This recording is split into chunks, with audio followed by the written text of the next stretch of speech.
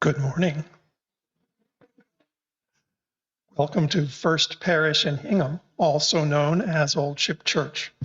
I'm Roy Harris, a member of the Board of Trustees. You'll find Board of Trustees generally having pink ribbons on their name tags. My pronouns are he and his. As Unitarian Universalists, we gather here as an open community that honors freedom of belief, encourages spiritual growth in ourselves and our children, and shares the wisdom of the many religious traditions with reverence for the earth and in service to humanity. We gather on the ancestral land of the Massachusetts and Wampanoag peoples, the original nations of this land, who continue to cry out for justice and self-determination. We are mindful that for Wampanoag and Massachusetts peoples of every generation, this land is sacred. We welcome you to bring all that you are, your beliefs, traditions, your identity, your story, and the wisdom of your years to this congregation. You are welcome here. If you are visiting or newly attending our services and feel comfortable doing so, we welcome you to stand and share your name with us so we may offer a warm welcome. Is there anyone who would like to talk about visiting? Yes. And where are you visiting? Oh, from Ohio. What part of Ohio? Okay. We like capital people. Anyone else? Well, thank you for sharing. All are welcome to gather for coffee and conversation, our fellowship, in the parlor of our meeting space at 14 Main Street. I didn't see that probably there was some anxiety about whether the weather would clear up. I think we're going to be in 14 Main Street and unless you see a table quickly set up outside. To get there, you turn right at the sidewalk outside Old Ship, walk a half block to the corner of Main and South Street, make another right turn, and the first door on your right will be us. Please note in your order of worship this week's schedule of events at Old Ship. It's right on the back page. If you have any questions, please ask any member of our board and look for any of us with this pink colored ribbon. We'll be happy to answer any questions. We are happy you are with us. If you are looking for inspiration, comfort, or connection, we hope that you will find it here. Our morning service will now begin.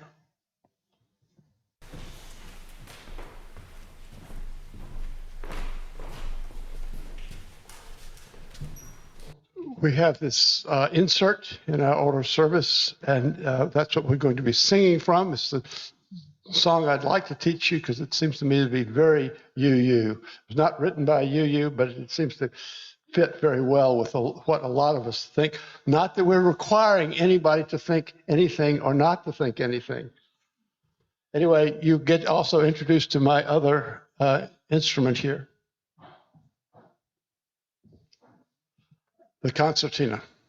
Some people don't give the concertina the respect of what it may be entitled, so I brought along a classical pianist to help us along. That's my wife, Jacqueline Schwab. She'll be playing a solo later on at the offering. So please make her feel welcome here, as I know you do, as you've made me feel so welcome here. At any rate, why don't we try standing for this?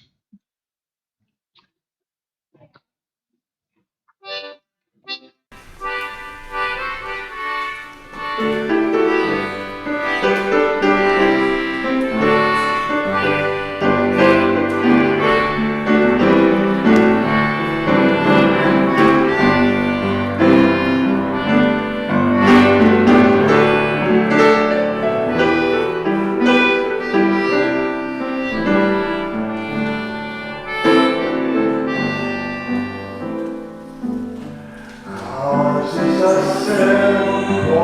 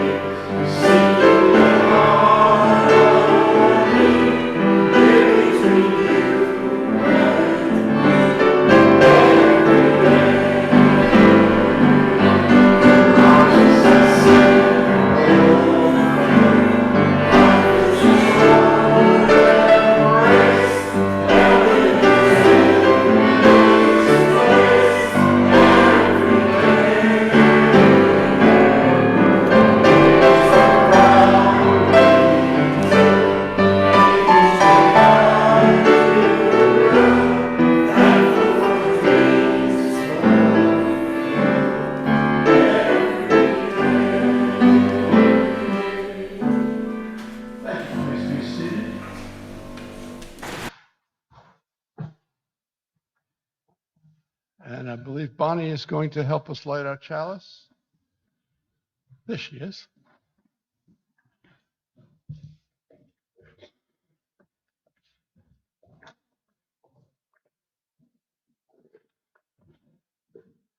Go ahead. May the light of love be shining deep within your spirit. May the torch of mercy clear the path and show the way. May the horn of plenty sound so everyone can hear it. May the light of love be with you every day. And thank you, Bonnie. Now, our opening hymn, number 312. Here on the paths of every day, please rise as you're able.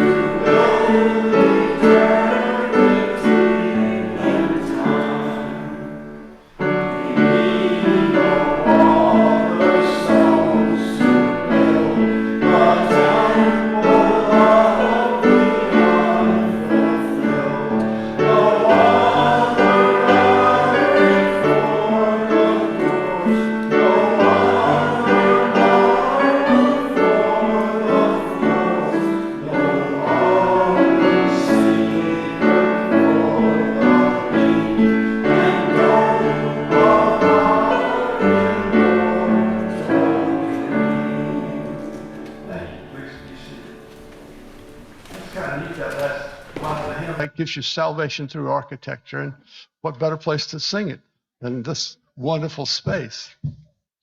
Okay, sharing of joys and concerns. Claire? There she is.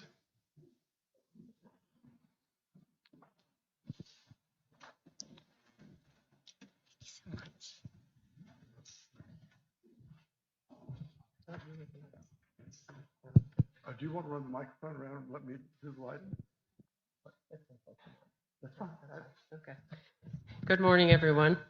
This is a time I'd like to invite everyone to express a joy or concern. And if you could please stand, somebody will bring you a mic. And if you could identify yourself before you announce your joy or concern.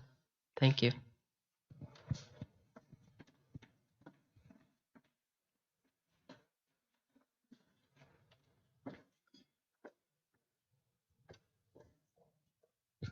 Yeah, Dana Kintai. I lost my brother Dave, 88 years old this week.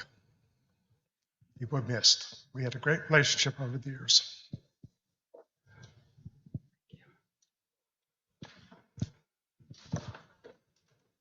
Hi, Lisa Patterson.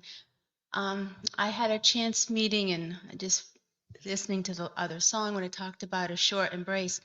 I met this young man I was getting my car fixed one day and he did it very quickly and he was very helpful. And I found out 2 weeks later that he died in a motorcycle accident the next day. And I only knew him for a short time, but he was so friendly to me and so nice and was so helpful to help me get my car fixed so quickly. And then it was so sad the next day he died, 32 years old. He was in the paper. And I don't know, I keep thinking about how wonderful he was to me the day before he died. And unbeknownst to him that he was. And I just thought he had what a wonderful young man.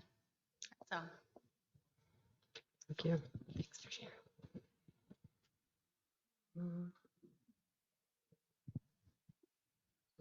Okay. We have one on Zoom.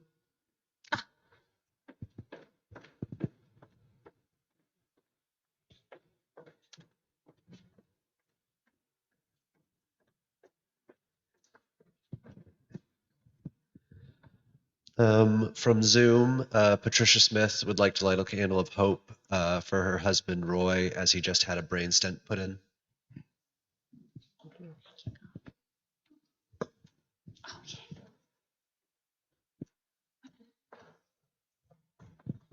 Hi, Ellen Otto.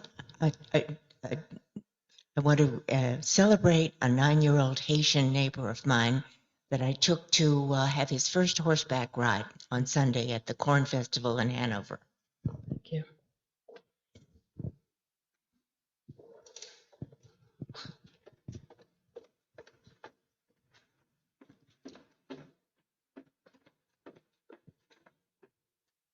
Corey Fitzmarquez. I want to celebrate the candle of absolute joy. My mom and her very best friend, 85 and 86, were out last night dancing and singing karaoke. It was really wonderful. I'm grateful for both of them. Thanks. Thank you.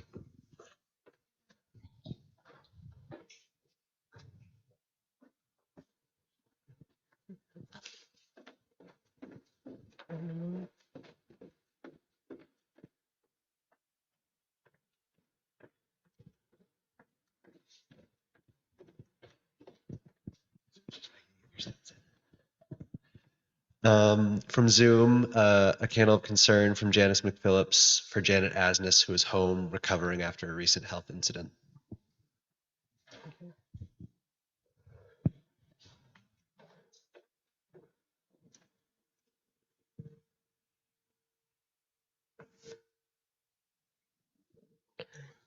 These candles burn as well for joys and sorrows, not expressed but deeply felt in our hearts.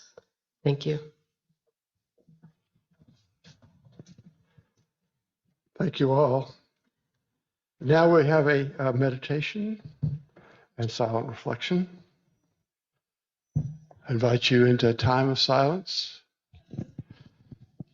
If your thoughts need a focus, focus on your breath, in and out. and in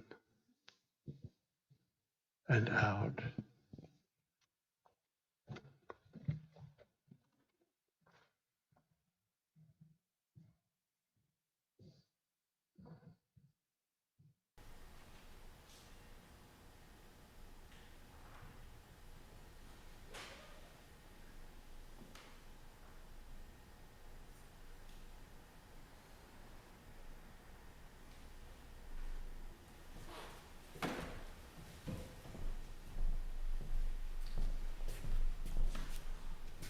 Amen. Our responsive reading is number 660. Mr. Henry David Thoreau.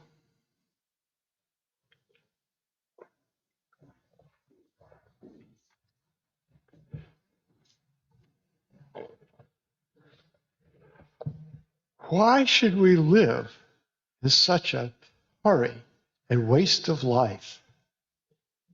Good. I wish to live deliberately, to front only the essential facts of life. I wish to live and not to discover that I have not lived. I do not wish to live what is not life. Living is so dear. Nor do I wish to practice resignation unless it is quite necessary. I wish to live deep and suck out all the marrow of life. I want to drive life into the corner and reduce it to its lowest terms. If it proves to be mean, then to get the whole and genuine meanness of it and publish its meanness to the world. Or if it's mine, to know it by experience and to be able to give the true account of life. Now, our anthem.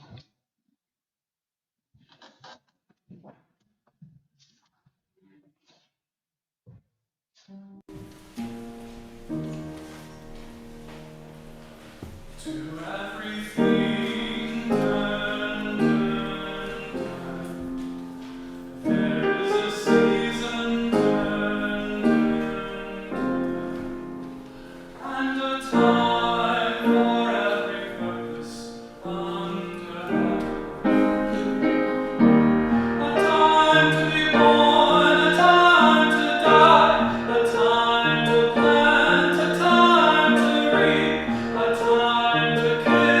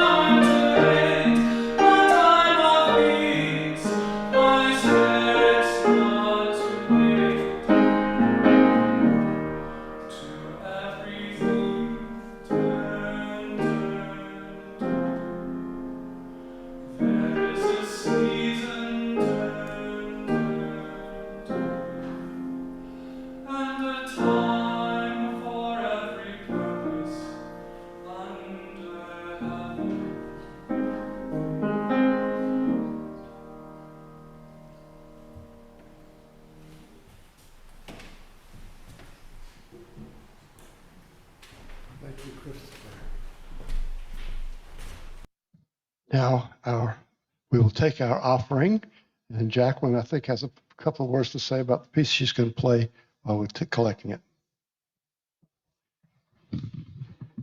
Good morning. Nice to see you. Tonight is the start of Yom Kippur, Jewish Day of 2 days of Atonement. And my mother I was raised as a UU in Pittsburgh, but my mother was Jewish. From parents were from near Kiev in Ukraine. And I'm going to play a piece that was written by Mark Warshawski, a Jew who lived in Ukraine.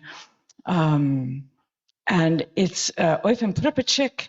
It's about a rabbi, the religious leader and teacher, teaching his young students, it's a children's song, how to read the alphabet. And the words are something like study, study, study, study, study, study, study. And then the last line, though, is sometimes the studies are laced with tears.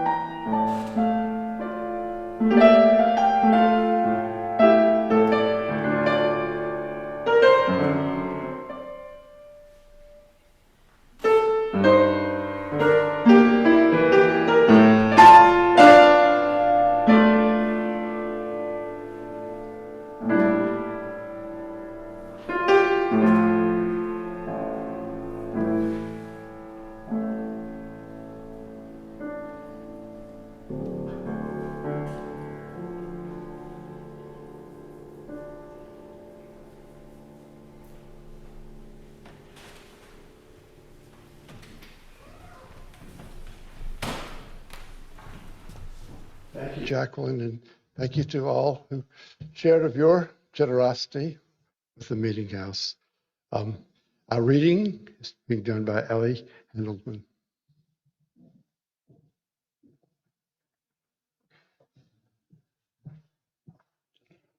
This morning's reading is from Leviticus chapter 16, verses 6 through 10. Aaron shall offer the bull as a sin offering for himself, and shall make atonement for himself and for his house.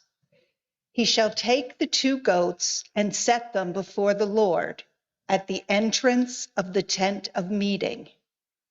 And Aaron shall cast lots on the 2 goats. 1 lot for the Lord, and the other lot for Azazel. Aaron shall present the goat on which the lot fell for the Lord, and offer it as a sin offering. But the goat on which the lot fell for Azazel shall be presented alive before the Lord to make atonement over it, that it may be sent away into the wilderness to Azazel.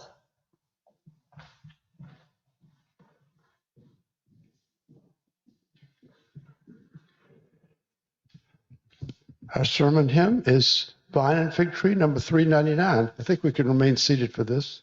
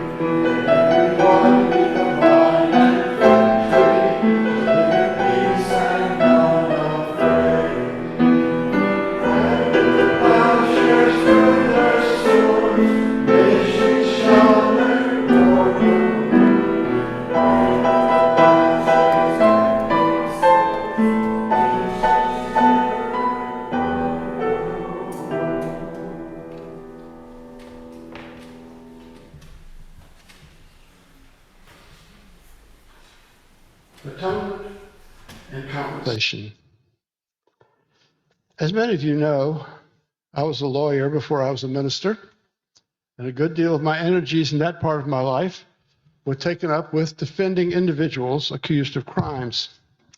At the extreme of my criminal representation was several murder cases, and the extreme of those was one case which I took on after the client had been convicted and sentenced to death, had that sentence vacated, and then was tried a second time on the penalty only, and a second jury imposed the death sentence.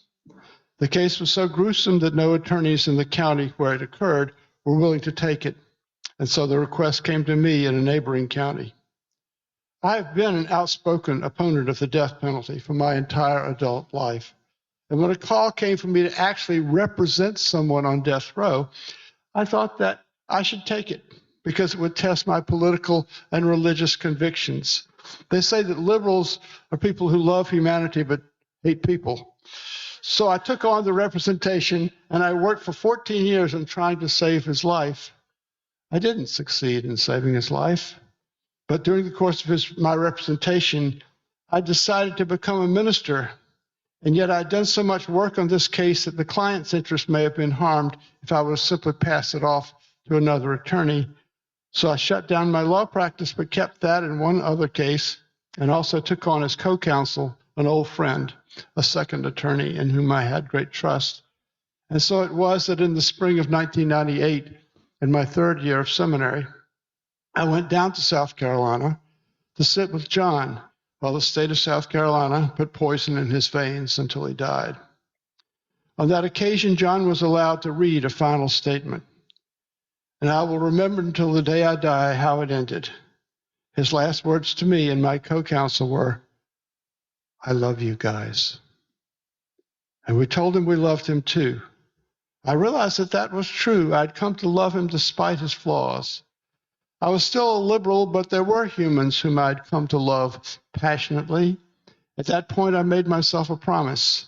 I wanted to find out what evil was and how a liberal and rational religion, such as I thought Unitarian Universalism was, should deal with evil. The topic is huge and very complex. I've spoken about it at GA workshops and once at the Parliament of World Religions.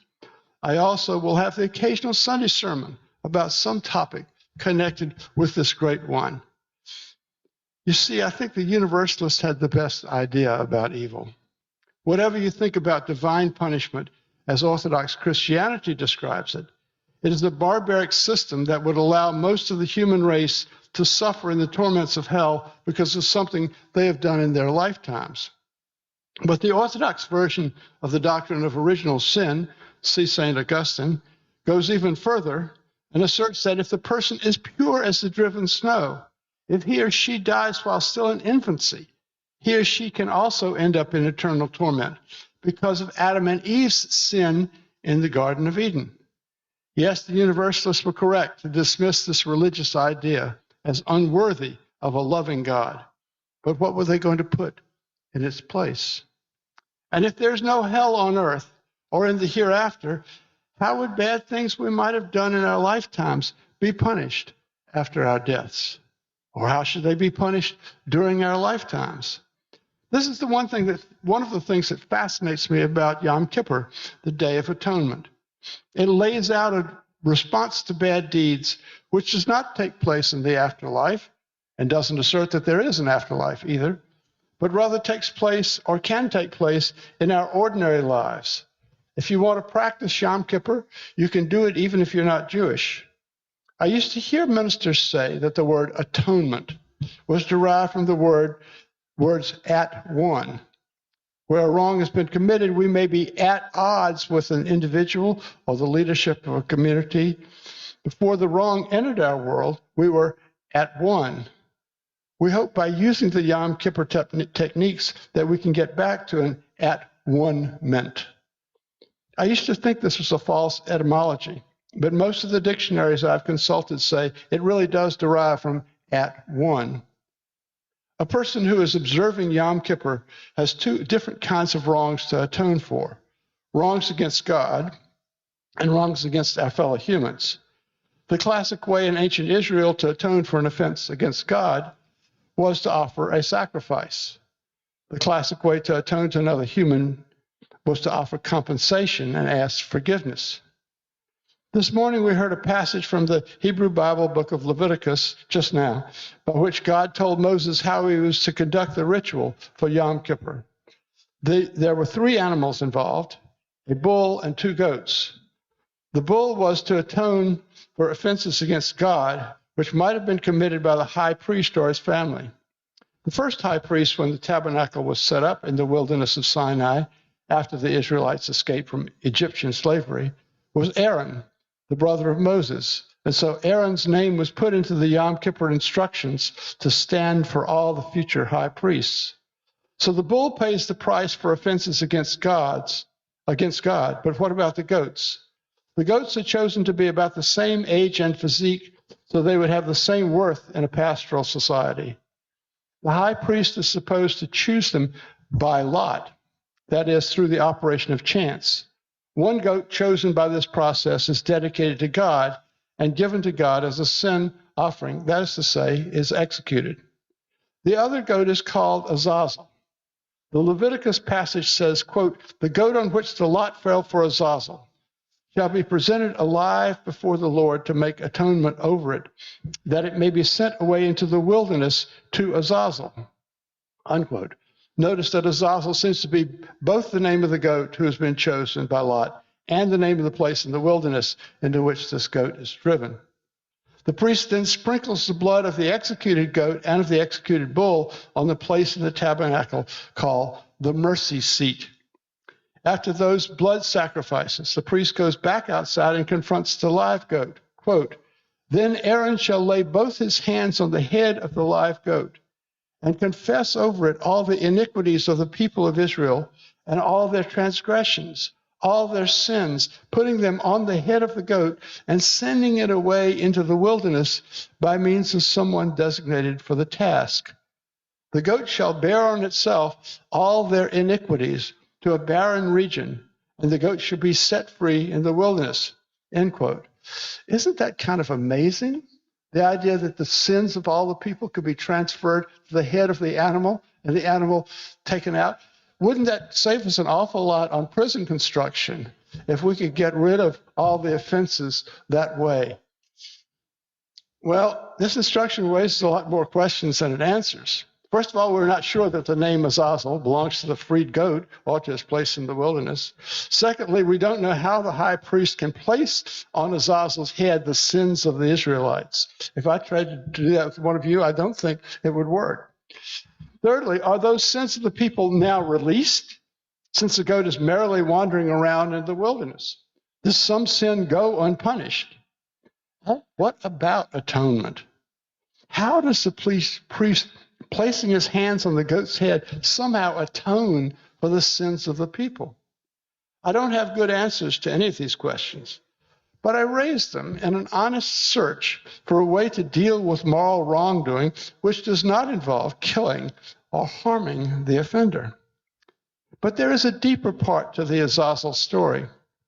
It derives from the myth of the scapegoat. This goat, released in the Yom Kippur ritual, came to be called the scapegoat, I suppose because it escaped punishment of the other animals involved in the ritual. I'll point out two interesting facts about Azazel. First, his story has certain parallels with the way Christians came to view Jesus' life. In a sense, the sins of the people placed on the head of the goat are parallel to the sins placed on the head of Jesus, as St. Paul tells it. The difference is that Jesus does die, although he is resurrected after 3 days, while Azazel, the scapegoat, does not die. But the other interesting fact about Azazel is that he does completely wipe the slate clean for a year, much the same way that Orthodox Christian theology holds that Jesus' death on the cross atoned for all the sins of humankind, past, present, and future. I've been reading a man named René Girard. René Girard was a scholar who developed a robust theory of the scapegoat and connected it with human evil. He was French, but most of his academic career was at Stanford. Girard's theory was called mimetic desire. What mimetic means imitative. If you ever watched a couple of toddlers scrapping over a toy, you have seen mimetic desire in action. Timmy couldn't be less interested in the green truck until he sees Tommy playing with it, and suddenly he has to have it. His desire imitates Tommy's affection for the toy. René Girard goes on to postulate that everybody has to have their mimetic desires frustrated a large part of the time because there's only so many trucks in the world. As soon as Tommy gives the green truck to Timmy, Timmy loses interest in it. And eventually nobody's desires get satisfied. Girard maintained that this frustration of desire often leads to a crisis in the community. And as the crisis becomes acute, people start looking for someone to blame. This is where the scapegoat comes in. The scapegoat in this sense is seen by people in the community at the time as the villain. And if the crisis continues unabated, the community ends up either killing or banishing the scapegoat. A good example is the story of Jonah and the whale in the Bible. Jonah was a prophet and was supposed to go to Nineveh to preach the word of God, but he didn't want to go. So he booked a ship that would take him in the opposite direction. But God's wrath was kindled at him, and a great storm came up. The sailors on the ship demanded that he be thrown overboard, since his passage and the disobedience of God was causing the storm, which now threatened all their lives. That's how Jonah got thrown into the sea and swallowed by the whale. In the Jonah story, God is real, and is the actual cause of the life-threatening stories. But in most of the scapegoat stories, the scapegoat is, from our present perspective, innocent. Girard believed that this was what happened to Jesus. Jesus' actual mission, Girard argues, was to expose the falsity of the scapegoat mechanism, but that mechanism ended up killing him. Persecutions throughout history have had elements of the scapegoat. It is ironic that the scapegoat originates in the Hebrew Bible because one of the most persecuted groups from medieval times until late in the 20th century has been the Jews. But is this fair? Is it fair to say the social psychology of persecution of one set of people arose from the ritual of that very people? Was the scapegoat described in Leviticus the same character, even, as the person or people on whom blame would fall? Take, for example, the Salem witch trials. This clearly was a persecution from our perspective today, and was clearly based on a set of assumptions about the powers of magical control of the world. We would now consider these assumptions false. The accused witches can be fairly considered scapegoats today, but I'm not sure that word or its origin in the Torah helps us understand it much. I raise Girard's theory because it has the word scapegoat and because the term scapegoat has its origins here at Yom Kippur. But that still leaves a wide gap between the animal described in Leviticus and the phenomena of unjust persecutions of innocent people, which seems to happen regularly in human history.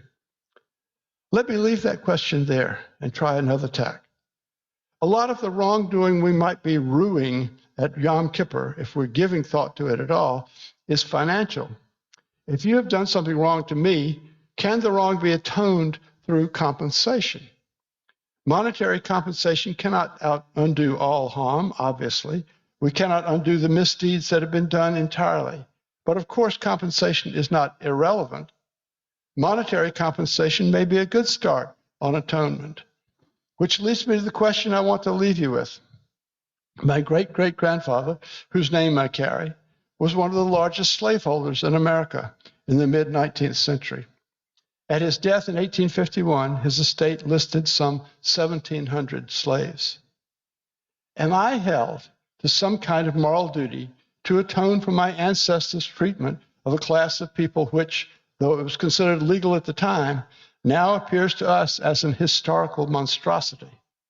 I would solicit your heartfelt thoughts on this matter.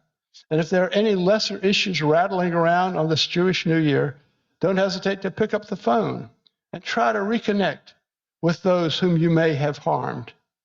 I have had some disparaging words this morning about this Jewish ritual, but I think it is well worth talking about because it takes a different tack for dealing with moral fault than just killing or locking up the offender.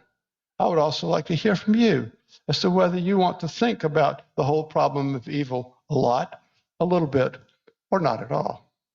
My blessings on you all. Happy Yom Kippur.